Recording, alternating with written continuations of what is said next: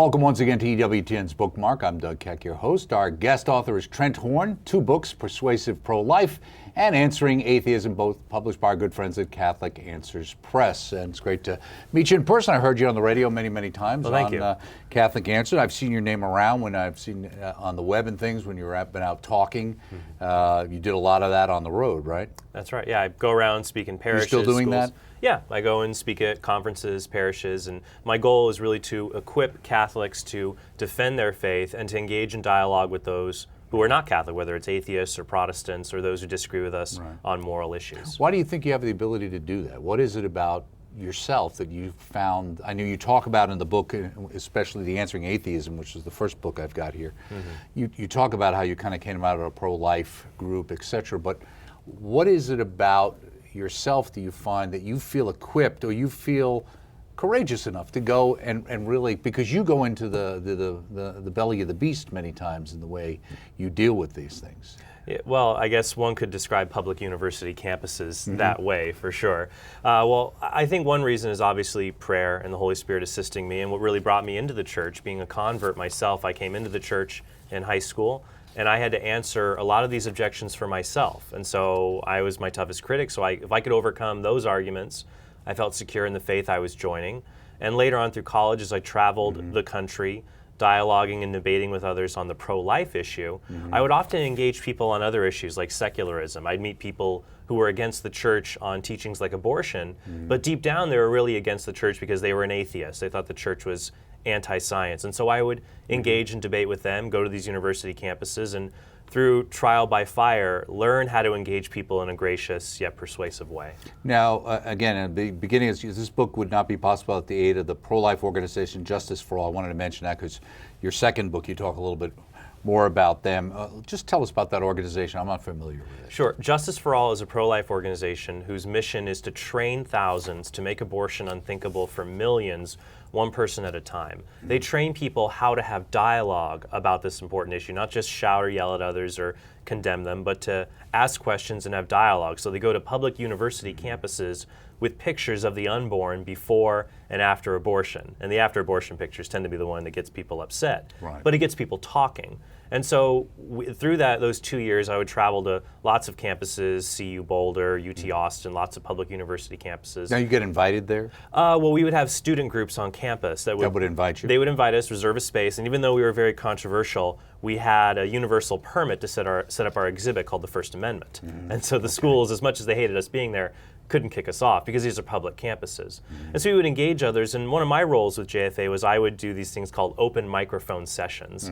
I'd go out in front of 200-300 college students with a microphone and say, who wants to debate the issue of abortion, and then take on all comers. And that's where I gradually learned how to engage arguments kind of on the fly and ask questions. And through that, I still do a lot of that today at Catholic Answers with a radio show I host called Why Are You Pro-Choice and Why Are You an Atheist? Okay. And also a new show I've debuted called Why Are You Protestant, where we let people who are those on radio or on the web?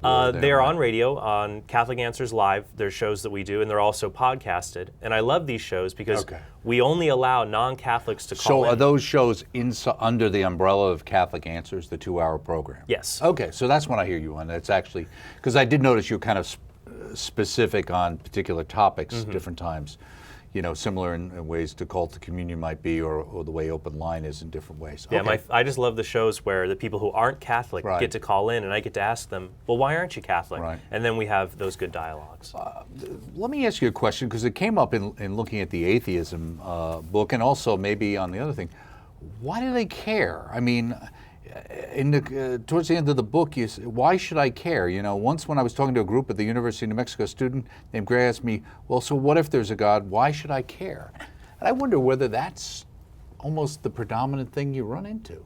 I do run into a lot of what some people have called apatheism, which is a portmanteau for apathy and atheism, people who don't believe in God because they don't care.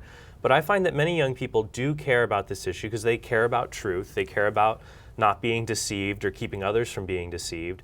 And they have this idea that religion, not just that it's wrong, but that it's a source of evil and suffering in the world. They think that religion marginalizes people who identify as gay, or it takes away a woman's right to have an abortion. It teaches creationism in schools. So they see religion as a kind of a force of evil. So if they can push forward atheism and cut out the God part, which is what religion's based on, then they think maybe they can undo these other evils. And in answering atheism, I try to show, no, there's good reasons to believe God exists. And in my other books, like Persuasive Pro-Life, I show, no, there's good reasons to affirm the moral teachings of the church. Let me ask you, I mean, you said you went out there and you became aware of this level of atheism. Now, you know, there's a lot of people, I don't believe in God, I do believe in God. You kind of talk about the different styles, agnosticism versus atheism, different degrees that people have. The question is, we've always had people that didn't believe in God, atheists. Sure. Now we talk about something in a sense called the new atheism. What's new about it? What's different, and what did you find that was different about it? Well, what's the newest thing about it is how mainstream it's become. Now, there have always been atheists, and there have always been atheists who are very virulent, very toxic in their rhetoric.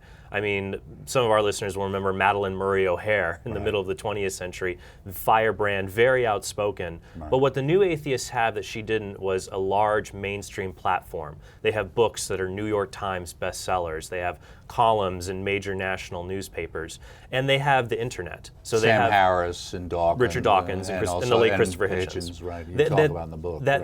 And now it's really becoming even beyond these men, that the most famous atheists are someone who's popular and attractive, who creates a YouTube channel and gets hundreds of thousands of subscribers, who doesn't go through a conventional press. And so atheists a lot have congregated on the web because for so long, atheists didn't have a social place to gather. Christians would have a church. Well, where do the atheists get together? Now with the internet, they can get together and grow a number, and their message spreads in a viral way, and we have to be able to counter that message. And why do you think there's such fertile ground for that message today? Or is it more today than before, and we just noticed it more now? I think there's more ground for it today because there's a continual rejection of authority and tradition, especially moral authority. I mean, if you have to look in the past 20 to 30 years, the decline in moral behavior or acceptable norms in society, there's been a greater tolerance for pushing the boundary, pushing the envelope, so much so that religion was once, it's what holds up society. You may not agree with it, but it's what keeps everything together.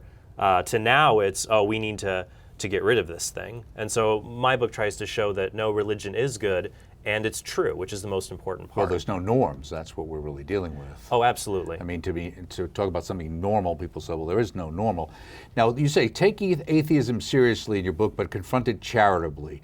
In recent, the notoriety pro-atheism books, and you go through this, unfortunately, some of the books that have responded, you point out, not only argued against atheism, but mocked it as delusional, incomprehensible, and childish. And you go down further and say, the Book of Proverbs puts it well, a soft answer turns away wrath, but a harsh words stirs up anger. Now, is that what you learned yourself, I think, in going out and meeting with people and talking to people and realizing, and even seeing other people maybe make mistakes in the way they argue these issues? When I read books, sometimes I can tell when the author may have studied an issue a lot, but they have little personal experience with it. And so some of these atheist books, I felt this person may have read a lot, but had they really talked to a lot of atheists? And I saw that with sort of the negative vitriol and just the harsh rhetoric in some of these books replying to atheism, I felt bad that I couldn't give them to an atheist friend because he would just feel beat down trying to read it. So I wrote this book while being very assertive against atheism. I believe it's false and it's spiritually destructive. I felt that this book I wrote you could give to an atheist and they wouldn't feel unfairly maligned or mistreated. They felt like, in a sense, and what you do here is, in a sense, you go out and lay out their thoughts, their argument. You have dialogues going back and forth, showing how people deal or don't deal with some of The these goal things. is, as defenders of the Catholic faith, we should be able to tell someone who disagrees with us, I understand your position, and in fact, here's how you could make your position stronger. But here's how even that stronger position ultimately doesn't work. So if we're good at defending the teachings of the church, we should be able to do that with our opponents, to refute them, but to do so graciously. Now, you say the book is divided into three parts. Part one examines the different views involved in the debate over the existence of God. It also addresses the bad attitudes both theists and atheists sometimes bring to the discussion and how we can avoid them. What would be an example of some of those bad attitudes? Well, I think the bad attitudes shared on both sides is to demonize your opponent. So atheists who say that Christians are unthinking simpletons who only believe because of blind faith and what's told to them. And then Christians who think atheists secretly believe in God but suppress that belief so they can do wicked and terrible things. Well, both of that I find is very untrue. I mean, most Christians I think are thoughtful people who at least try to think about their beliefs and see if they make sense. And many Christians do a lot of reading. They listen to Ewtn, listen to radio shows to get at the truth. And I would say that most atheists that I've met don't try to hide belief in God or suppress it. They've sought out God and they just feel there's not enough evidence to convince them. Though I do think, though, sometimes moral behavior can lead into atheistic beliefs. I've seen that personally, but I think it's unfair. Poor moral. Right. First, someone who, let's say someone is a Catholic, goes to Mass, and then, I've seen this in college campuses. I met a girl who said she was an atheist, but eventually the reason she was an atheist was because she'd started living with her boyfriend, stopped going to Mass, her friends, she felt alienated from them, and then adopted this atheism, which I felt was isn't that an answer sometimes? In a sense, it's like saying I don't have any parents, because I don't have to answer to Dad if he's not there, but if he is there, then I've got to feel guilty about it or come to terms with this dissonance in my life, right? Absolutely. Right. But I do think, though, it's not a good idea just to zero in on that, because many of them will say, well, I don't see any good reasons. I trust science. Science hasn't proven God, or it's disproven God, and so we have to come forward and put out our evidence and shape the debate. You say there are no good reasons to think atheism is true and many reasons to think it's false. That's basically the remainder of the book. Now, when you talk to atheists, do they buy your arguments? Well, I think that they are intrigued that I've tried to make them more sophisticated and to take away the weaker arguments that they're used to. Many of them, what's funny is they balk at the idea that I say atheism isn't true. They say, well, atheism is just a lack of belief in God. It's neither true nor false. And I say to them, no, an atheist makes one of two claims. The strong claim is that there are no gods. Now, that has a burden of proof. If you're saying there is no God, give me evidence for that. That'd be on par with someone who says, well, there is no Loch Ness Monster, or there was no historical Jesus. Well, where's your evidence for that? Most atheists, though, I think, believe this. They believe there is no good reason to think God exists. They're not saying there is no God, just there's no good reason. But that has a burden of proof, too. I'll ask them, well, tell me, what reasons have you heard and why aren't they good? And oftentimes I find that the reasons they've heard are caricatures of the good reasons to believe that God exists. You quote someone here to talk about moralistic therapeutic deism. Yes. What is that? I talk about how 1 in every 5 people in our country, at least, are non-religious. Among young people, it's about 1 in 3, but most of them aren't atheists. They're just not religious. So they believe in a God, but they believe in something called moralistic therapeutic deism. This was coined by the philosophers, sociologists Christian Smith and Melinda Denton.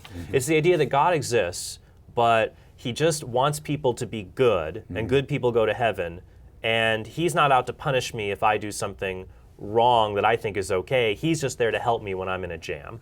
So he's therapeutic.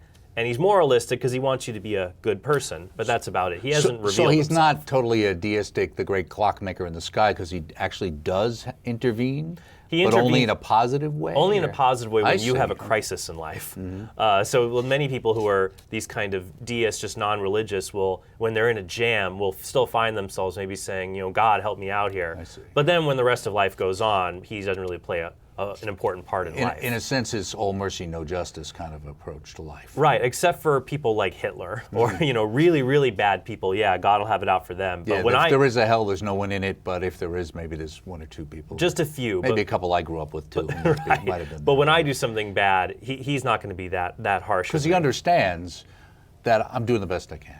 Yeah, so it's a God created in our own image, which is one of the arguments I take on in the book. Atheists say, well, God didn't make man in his image. Man made God Wasn't in that his Feuerbach? image. He was one of the ones. Yeah, anyway. Feuerbach said that. Yeah, and so the problem is that the God that we believe in as Catholics, for example, is not even just some kind of cosmic genie looking in on the universe or a man in the clouds with a long beard. He's so much bigger than that. And many people, even Catholics, don't understand that. And that can lead to atheism. Now, most people that you meet who are atheists, are they really agnostics, or which way does it usually cut? I mean, is it people who they're just not sure, it sounds cool that they're saying they're atheists, or are they really atheists and it's easier to say I'm agnostic? Traditionally, atheism has been defined as the negation or the denial of the existence of God. Whereas agnostics say, I don't know if God exists or he does not exist, and agnostic says, I haven't seen good evidence one way or the other. So most atheists I meet say, I'm not saying there is no God. They deny classical atheism. Rather, I'm saying there's no good reason to think God exists. But if they say there is no God, they're also saying, I see no good reason to think God does not exist. So they're technically agnostics, but in the culture we live in, the label atheist is just a lot cooler. So I find many of these people identify as atheists, and I try not to quibble about the terms too much and just get right down to Because you don't think base it's really argument. that precise in the way that people are using it themselves. No, I mean, I think it's important to talk about when it comes to burden of proof. I think that we can start at the base, well, maybe there's a God, maybe there isn't. Let's look at the evidence for him. But if we just start that there is no God as a presumption, that's a bad presumption to Well, make. let's say I don't believe there's any God. Why do I care that you do? And there seems to be that the new atheists do care. Yes, they do, and I think that really does go back to this idea and the idea that religion is very harmful. I think the event that really propelled new atheism into the public square of ideas was September 11th, actually. Really? Yeah, now Sam Harris, who wrote the book The End of Faith and Letter to a Christian Nation, very prominent atheist, he said that he began brainstorming writing his book on atheism after the attack on the Twin Towers. Because he said that only religion could take, and Christopher Hitchens has said this too, can take decent people and essentially brainwash them to do terrible things like fly an airplane into skyscrapers. But the problem is that any belief system can cause people to do evil things, even science. Science, for example, has exploited people in human experiments in the past.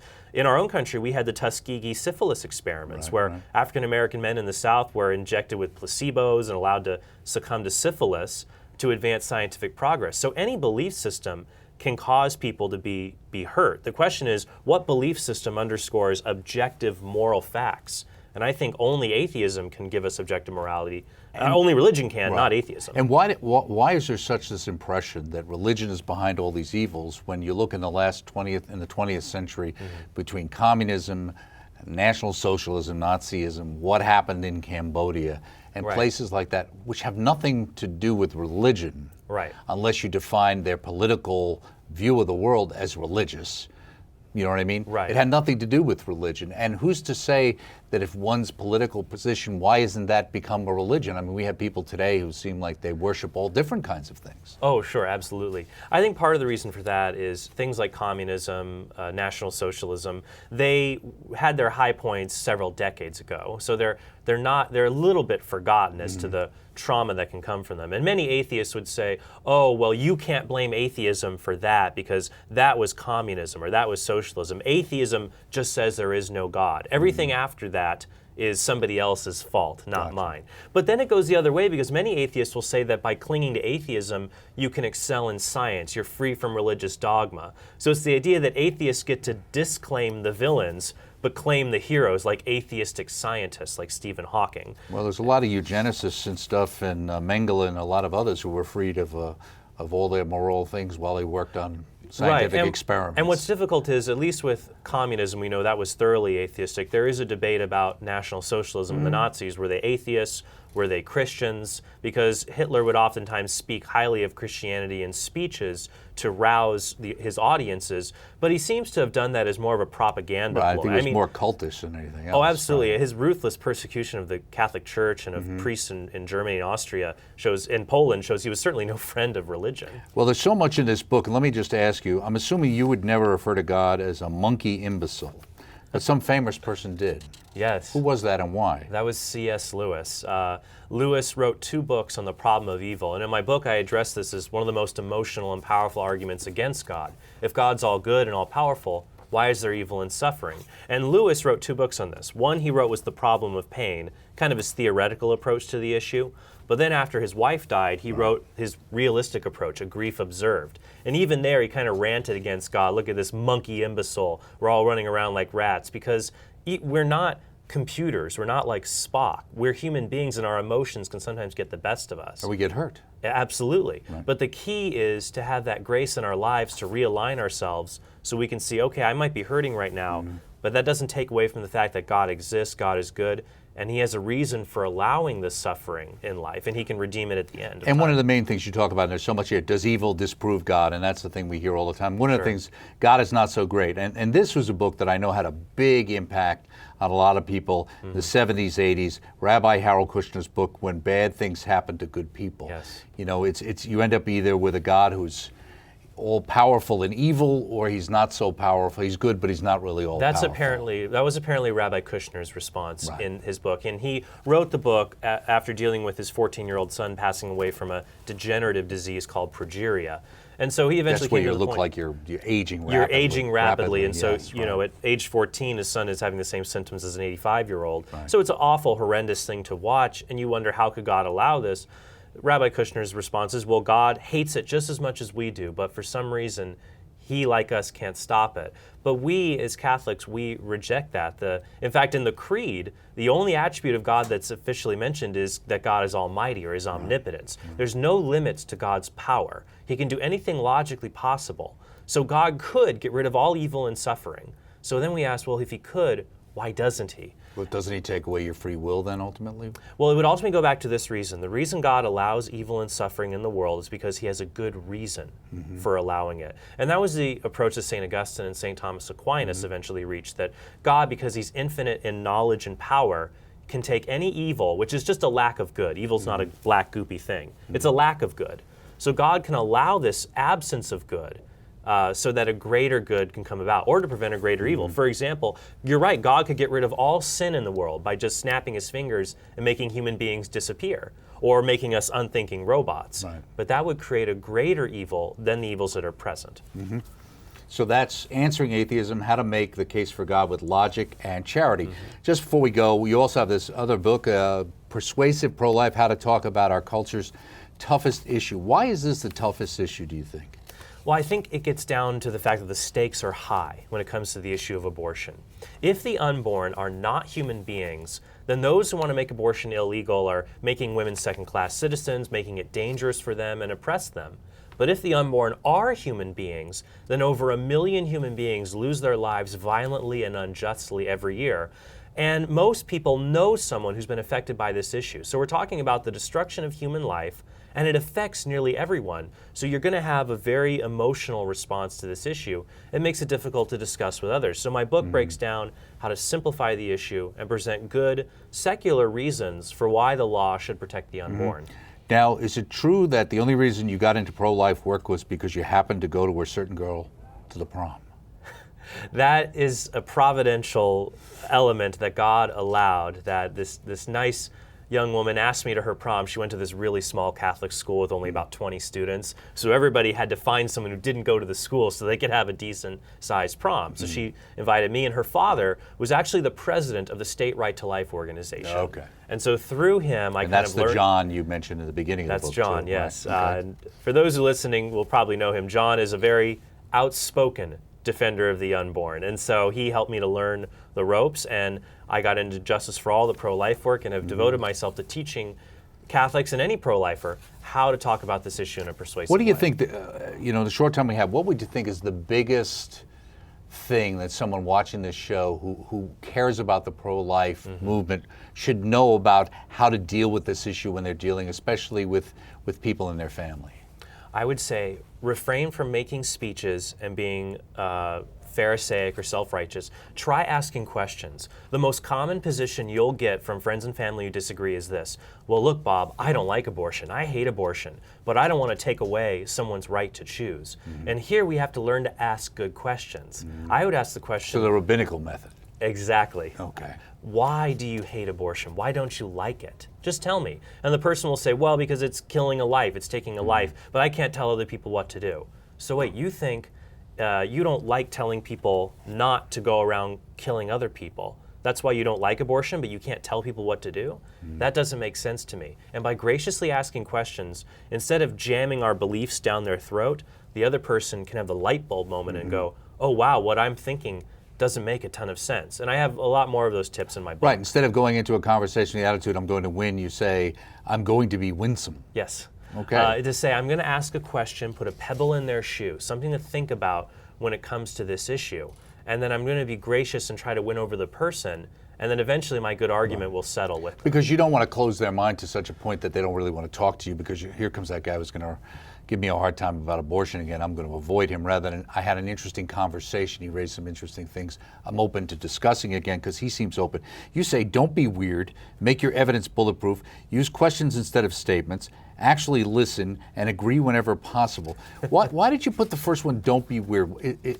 Are people weird, or is it just that because the culture is the way it is, just being pro-life makes people think you're weird? I qualify this statement in the first line of that section. I say people will think we're weird for wanting to make abortion illegal, but we shouldn't be unnecessarily weird or offensive. Think of the pro-lifer who stands outside of an abortion facility dressed as the Grim Reaper with a scythe and a sign saying, I'll see you in hell. I'm glad that person cares about the unborn, but is he going to make a lot of headway changing minds? Probably not. People will think he's totally out to lunch. Right. So when we approach others, when we calmly and graciously ask questions and listen and find common ground where we agree, we come off as someone who cares about others and cares about the unborn, and not some kind of a weird, self-righteous zealot.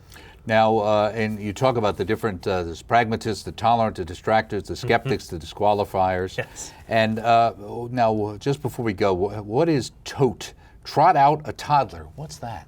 Most people want abortion to be legal because it solves some kind of problem in the world. They just assume the unborn are not human beings. But we have to get to that question, what are the unborn? So for all these reasons that don't answer the question, what are the unborn, we use Trot Out a Toddler, which was developed by my friend Scott Klusendorf.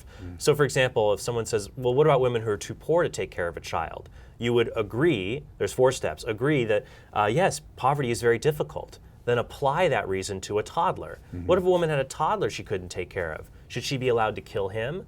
And they'll say, of course not. So then you ask why. Well, why not? Remember these asking questions. Right, exactly. And then they'll say, well, because it's a human being. And then you say, so that's the issue. It's not about poverty, because we don't kill 2-year-olds who live in poverty. If the unborn are just as human as a 2-year-old, why don't we treat them equally? And so this doesn't solidify your whole case, but it does get you back to the one question you must talk about, which is what are the unborn? And then the rest of my book shows how to use science and philosophy to defend the fact that the unborn are just smaller human beings that have the same right to live you and I have. Right, and unfortunately in the last group you get into, the bottom line is, yeah, I understand all that, and I still think it's okay. Exactly. And that's the stuff that's scary. You got another book in the works? Or?